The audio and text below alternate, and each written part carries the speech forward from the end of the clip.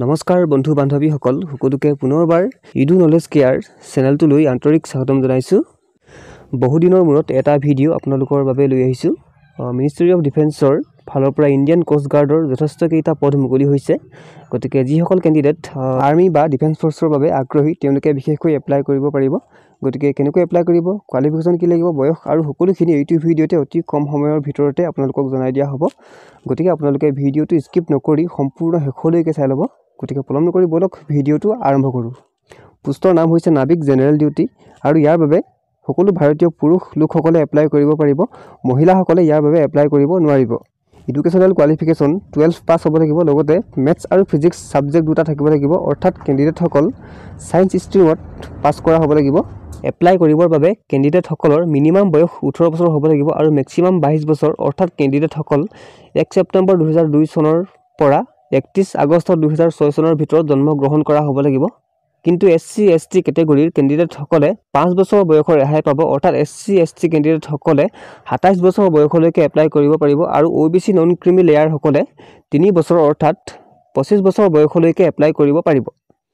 সৰ্বমুঠ খালী পদৰ সংখ্যা হৈছে 260টা। ইয়াৰে অসমৰ ফালে খালী পদৰ সংখ্যা হৈছে 68টা।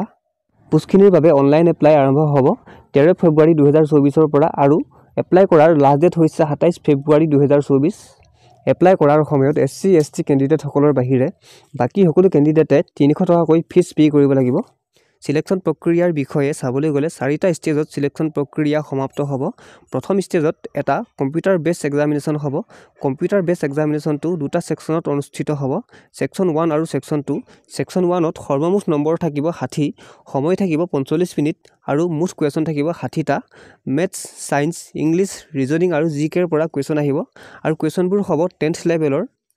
OBC EWS আৰু আনৰিজাৰ্ভসকলে 30 নম্বৰ পালে পাছ কৰিব আৰু SC ST সকলে 27 নম্বৰ পালে পাছ কৰিব।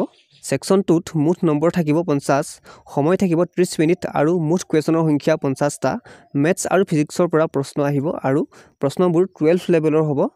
OBC EWS আৰু আনৰিজাৰ্ভসকলে 20 নম্বৰ পালে পাছ কৰিব আৰু SC ST সকলে 17 নম্বৰ পালে পাছ কৰিব। গতিকে আপোনালোকে গম পালে চিলেবাছটো হ'ব এনেকুৱা ধৰণৰ।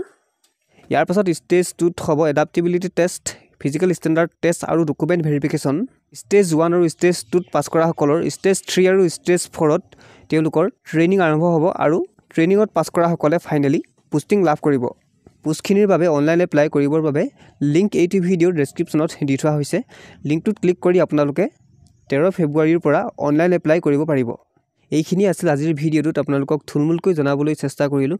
যদিহে কিবা আপোনালোকৰ জানিবলৈ থাকিলে তেনেহ'লে কমেণ্ট কৰিব, মই আপোনালোকৰ কমেণ্টৰ ৰিপ্লাই দিবলৈ চেষ্টা কৰিম। পৰৱৰ্তী ভিডিঅ'ত লগ পোৱাৰ আশাৰে আজিলৈ ধন্যবাদ। জয় আই অসম।